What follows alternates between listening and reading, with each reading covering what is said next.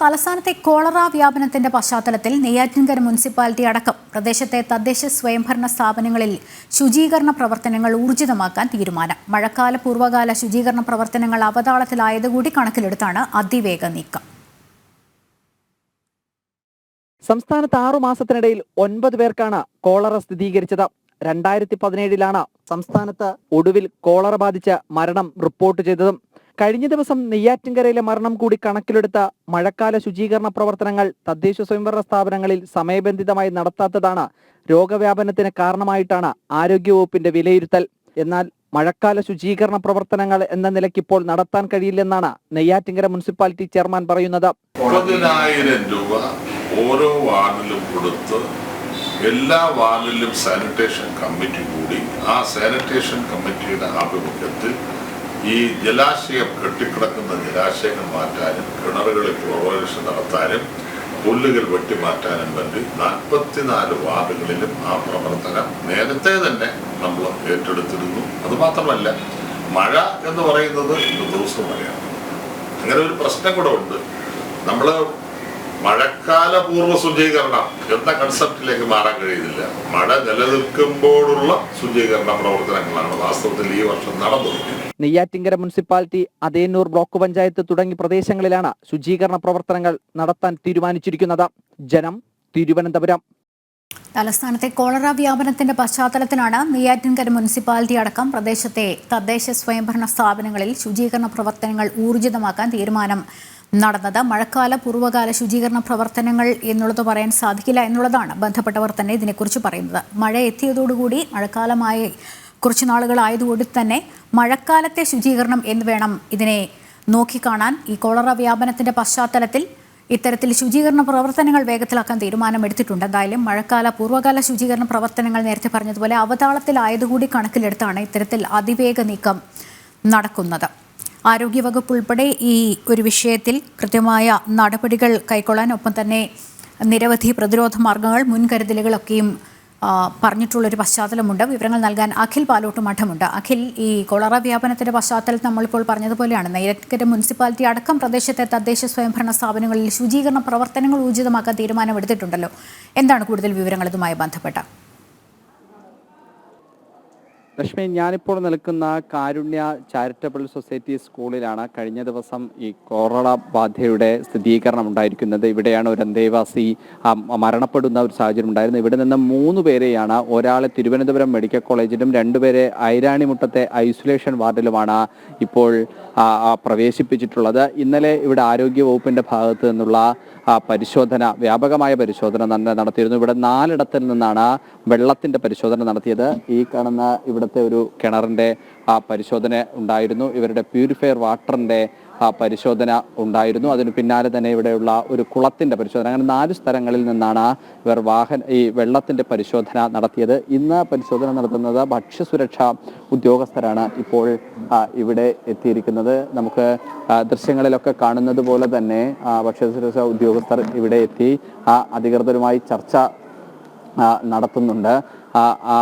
അതിനുശേഷമായിരിക്കും അവർ ഇവിടുത്തെ ഭക്ഷണങ്ങളും അതുപോലെ തന്നെ ഭക്ഷണം പാചകം ചെയ്യാനുള്ള സാമഗ്രികളുമൊക്കെ തന്നെ വെക്കുന്നുണ്ടാവുക. അതിൽ ആ പരിശോധനാ ഫലത്തിന് കൂടി പിന്നാലെയായിരിക്കും അതിന് എത്രമാത്രമാണ് അതിലെ പരിശോധനാ ഫലത്തിന് പിന്നാലെയായിരിക്കും അതിൽ ഏതൊക്കെ തരത്തിലുള്ള കൂടുതൽ ക്രമീകരണങ്ങളായിരിക്കും നടത്തേണ്ടത് എന്ന ഒരു നിഗമനത്തിലേക്ക് എത്തുക. ഇപ്പോൾ ഭക്ഷ്യസുരക്ഷാ ഉദ്യോഗസ്ഥർ ഇവിടെ ഹോസ്റ്റലിൽ എത്തിയിട്ടുണ്ട്. ആ ഭക്ഷ്യസുരക്ഷാ ഉദ്യോഗസ്ഥർ എത്തിയതിനു പിന്നാലെ അവരുടെ പരിശോധനയ്ക്ക് പിന്നാലെയായിരിക്കും ബാക്കി നടപടിക്രമങ്ങൾ ഉണ്ടാവുക. ഇന്നലത്തെ പരിശോധനയ്ക്ക് എടുത്തിട്ടുള്ള 4 പേരുടെയും പരിശോധനാ ഫലം, 4 കിണറിലെയും പരിശോധനാ ഫലം ഇന്ന് ലഭിക്കാനുള്ള സാധ്യത നിലനിൽക്കുന്നുണ്ട്. അതിപ്പോൾ നമുക്ക് കാണുന്നത് പോലെ തന്നെ ഭക്ഷ്യസുരക്ഷാ ഉദ്യോഗസ്ഥർ ഇവിടെ അവരുടെ അടുക്കളയിലെ ഭക്ഷ്യസാധനങ്ങളുടെ ഒക്കെ തന്നെ പരിശോധന നടത്തുന്നുണ്ട്. കാരണം ഇപ്പോൾ കഴിഞ്ഞ ദിവസം ഇവിടെ പാചകം ചെയ്തൽ, കാരണം ഈ കോളറ ബാധിക്കുന്നത് കുടിവെള്ളത്തിലൂടെയും ആഹാര സാധനത്തിലൂടെയും ആയിരിക്കാമെന്നതാണ് ആരോഗ്യവകുപ്പ് നൽകുന്ന ഒരു നിർദ്ദേശം. അതുകൊണ്ട് തന്നെ ചൂട് ഉള്ള ഭക്ഷണങ്ങളും ചൂടുവെള്ളവും മാത്രം ഉപയോഗിക്കൂ എന്നതാണ് അവർ നിർദ്ദേശമായി നൽകുന്ന ഒരു കാര്യം. അതുകൊണ്ട് തന്നെയാണ് ആഹാരത്തിലൂടെ ആയതുകൊണ്ട് മാത്രമാണ് ഈ ഭക്ഷ്യ സാധനങ്ങളിൽ അല്ലാതെ ഏതെങ്കിലും തരത്തിൽ ഈ കോളറ ബാധിച്ചിട്ടുണ്ടോ എന്നൊരു സംശയത്തിന്റെ ഭാഗമാണ് അവർ വെള്ളം പരിശോധിക്കാൻ തീരുമാനമെടുത്തത്. അന്നേ ദിവസം, അതായത് വെള്ളിയാഴ്ചയാണ് ഈ സംഭവം ആദ്യമായി റിപ്പോർട്ട് ചെയ്ത് പുറത്തു വരുന്നത്. കാരണം മരിച്ച അന്തേവാസിയായ അനുവിനെ വെള്ളിയാഴ്ചയോടുകൂടിയാണ് ആശുപത്രിയിലേക്ക് എത്തിക്കുന്നത്. അതിനുശേഷം വൈകിട്ടോട് മരണത്തിനും കീഴടങ്ങുന്നുണ്ട്. എന്തായാലും അവർ താമസിക്കുന്ന മുഴുവൻ സ്ഥലവും ഇപ്പോൾ അവർ പൂർണ്ണമായും സാനിറ്റൈസർ ചെയ്ത് വൃത്തിയാക്കിയിട്ടുണ്ട് ജീവനക്കാർ. ഈ കഴിഞ്ഞ ദിവസം മുതൽ ആ തരത്തിലുള്ള ഒരു ശുചീകരണ നൽകി പരിപൂർണമായി ഇവിടെ വൃത്തിയാക്കുന്നതിലേക്ക് വേണ്ടി നെയ്യാറ്റിൻകര മുനിസിപ്പാലിറ്റിയുടെ ഹെൽത്ത് സ്ക്വാഡ് ഇവിടെ ക്യാമ്പ് ചെയ്യുന്നുണ്ട്. ഒരു ഹെൽത്ത് സൂപ്രണ്ടിൻ്റെയും 2 അസിസ്റ്റന്റ് ഹെൽത്ത് ഇൻസ്പെക്ടർമാരുടെയും നേതൃത്വത്തിൽ 3-അംഗ സംഘം ഇവിടെ ക്യാമ്പ് ചെയ്യുന്നുണ്ട്. എന്തായാലും അതീവമായ ജാഗ്രതയോടുകൂടി തന്നെയാണ് ഈ പ്രദേശമുള്ളത്. കാരണം പരിസര പ്രദേശങ്ങളിൽ, അതായത് നെയ്യാറ്റിൻകര മുനിസിപ്പാലിറ്റിയുടെയും അതുപോലെ തന്നെ തൊട്ടടുത്ത പഞ്ചായത്തുകളിലുമൊക്കെ തന്നെ പരിശോധന വ്യാപകമാക്കി ശുചീകരണ പ്രവർത്തനങ്ങൾ സജ്ജമാക്കി മുന്നോട്ട് പോകാനാണ് തീരുമാനമെടുത്തിരിക്കുന്നത്. കാരണം പരിസരത്തുള്ള കിണറുകളിലടക്കം ആ പരിശോധനകളെല്ലാം തന്നെ കാരണം ഇവിടെ ഭിന്നശേഷി ആയ കുട്ടികളാണ് താമസിക്കുന്നത്. അപ്പോൾ അവർക്ക് പെട്ടെന്ന് രോഗം ബാധിച്ചു വരാനുള്ള സാധ്യത നിലനിൽക്കുന്നത് കൊണ്ട് തന്നെയാണ് അത്തരത്തിലൊരു തീരുമാനമെടുക്കാൻ നഗരസഭാ അധികൃതരും ആരോഗ്യവകുപ്പും എല്ലാം തന്നെ തയ്യാറെടുത്തിരിക്കുന്നത്. കഴിഞ്ഞ ദിവസം നമ്മളോട് സംസാരിച്ച ജില്ലാ ആരോഗ്യ ഉദ്യോഗസ്ഥ ഓഫീസർ തന്നെ പറഞ്ഞത് ഈ ജില്ലയിലാകെ ഇവിടുന്ന് മാത്രമുള്ള 12 പേർക്കാണ് ഇപ്പോൾ ഈ കോളറ ബാധ സ്ഥിരീകരിച്ചിട്ടുള്ളത്. സംസ്ഥാനത്ത് കൊച്ചിയിലടക്കമുള്ളവയിലേക്ക് മാറുന്നുണ്ട്. ജില്ലയിൽ, തിരുവനന്തപുരം ജില്ലയിൽ നെയ്യാറ്റിൻകര ഈ പ്രദേശത്ത് മാത്രമാണുള്ളത്. അപ്പോൾ കുറച്ചുകൂടി ജാഗ്രതയോടെ, കാരണം ഇവരെ ആദ്യം പ്രവേശിപ്പിച്ച നെയ്യാറ്റിൻകര ആശുപത്രി, അതുപോലെ തന്നെ പാറശാല, നേമം തുടങ്ങിയ ആശുപത്രികളിലൊക്കെ തന്നെ കൂടുതൽ ഐസൊലേഷൻ അടക്കമുള്ളവ നടത്തി ക്രമീകരണങ്ങൾ സജ്ജീകരിച്ച് മുന്നോട്ട് കൊണ്ടുപോകാനാണ് തീരുമാനമെടുത്തിട്ടുള്ളത്. ജാഗ്രതാ നിർദ്ദേശം കർശനമായി പാലിക്കണമെന്ന് ഇന്നലെ തന്നെ ആരോഗ്യവകുപ്പ് മന്ത്രി തന്നെ നിർദ്ദേശം നൽകുന്ന ഒരു സാഹചര്യം ഉണ്ടായിരുന്നു. എന്തായാലും ഭക്ഷ്യസുരക്ഷാ ഉദ്യോഗസ്ഥർ അതുപോലെ തന്നെ ഹെൽത്ത് സ്ക്വാഡ് ഉദ്യോഗസ്ഥർ എല്ലാവരും സംയുക്തമായി ഇന്നും പരിശോധന ഇവിടെ നടത്തുന്നുണ്ട്. ലക്ഷ്മി, അഖിൽ, ഈ കോളറയുടെ ഉറവിടം ഇതുവരെ കണ്ടെത്താൻ ആരോഗ്യവകുപ്പിന് സാധിച്ചിട്ടില്ലാത്ത സാഹചര്യത്തിലാണല്ലോ അല്ലേ ഈ മഴക്കാല പൂർവ്വ ശുചീകരണം പാളിയെങ്കിലും ഇത്തരത്തിൽ നെയ്യാറ്റിൻകര മുനിസിപ്പാലിറ്റി അടക്കം പ്രദേശത്തെ തദ്ദേശ സ്വയംഭരണ സ്ഥാപനങ്ങളൊക്കെ ശുചീകരണ പ്രവർത്തനങ്ങൾ എത്രയും പെട്ടെന്ന് നടത്താനുള്ള തീരുമാനം എടുത്തത്?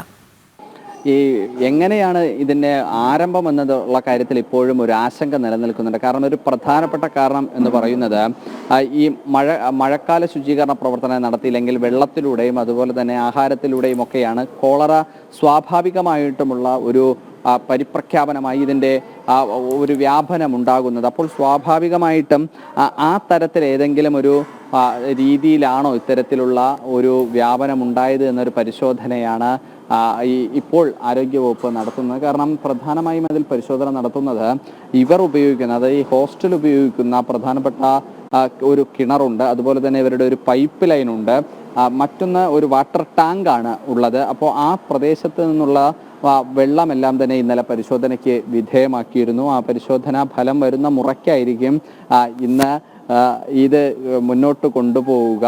അതിനുശേഷം ആ ഫലം വരുന്ന മുറയ്ക്ക് ബാക്കി കാര്യങ്ങൾ തീരുമാനമെടുക്കാം എന്നതാണ് ഇപ്പോൾ ആരോഗ്യ ഉദ്യോഗസ്ഥരിൽ നിന്ന് നമുക്ക് മനസ്സിലാക്കാൻ സാധിക്കുന്നത്. ഭക്ഷണത്തിൽ നിന്നാണോ ഏതെങ്കിലും തരത്തിൽ ഇത് പകർന്നിട്ടുണ്ടാവുക എന്നുള്ള ഒരു സംശയം നിലനിൽക്കുന്നത് കൊണ്ടാണ് അന്നേ ദിവസത്തെ ഭക്ഷണം, പാചകം ചെയ്ത ഭക്ഷണത്തിന് പുറമെ ഇന്ന് പാചകം ചെയ്യാൻ ഉപയോഗിക്കുന്ന ഭക്ഷണങ്ങൾ കൂടി പരിശോധന നടത്താൻ ഭക്ഷ്യസുരക്ഷാ ഉദ്യോഗസ്ഥരെ കൂടി ഇവിടേക്ക് എത്തിച്ചിട്ടുള്ളത്. എന്തായാലും ഈ പരിശോധനാ ഫലം കൂടി വരുന്ന മുറയ്ക്കായിരിക്കും ഏത് വഴിയായിരിക്കും ഇത്തരത്തിൽ ഒരു വ്യാപനത്തിലേക്ക് എത്തിയത് എന്ന ഒരു കാര്യമുണ്ട്. ലക്ഷ്മി, ഞാൻ നേരത്തെ സൂചിപ്പിച്ചതുപോലെ തന്നെ ഞാൻ തന്നെ നൽകിയ ഒരു വാർത്തയുണ്ട്. കാരണം നെയ്യാറ്റിൻകര പ്രദേശം എന്ന് പറയുന്നത് കുറച്ച് ഒരു ഗ്രാമപ്രദേശത്തിന് തുല്യമാണ്. ഇവിടെ വയലുണ്ട്, അതുപോലെ തന്നെ മലകളുണ്ട്, അങ്ങനെയുള്ള ഒരു പ്രദേശമാണ്. അപ്പോൾ സ്വാഭാവികമായും മഴക്കാലം എന്ന പ്രക്രിയയുടെ ഭാഗമായിട്ട് കൊതുജന്യ രോഗങ്ങൾ ഉണ്ടാകാനുള്ള ഒരു സാധ്യത നിലനിൽക്കുന്ന ഒരു പ്രദേശമാണ്. അപ്പോൾ ഞാൻ ഇന്നലെ തന്നെ നഗരസഭയുടെ ചെയർമാനോട് മഴക്കാല ശുചീകരണ പ്രവർത്തനങ്ങളൊക്കെ തദ്ദേശ സ്വയംഭരണ സ്ഥാപനം എന്ന നിലയ്ക്ക് നടത്തിയോ എന്ന ചോദ്യം സ്കൂൾ തുറക്കുന്നതിലുണ്ട് എന്ന് ചോദിക്കുമ്പോൾ അദ്ദേഹം പറഞ്ഞത്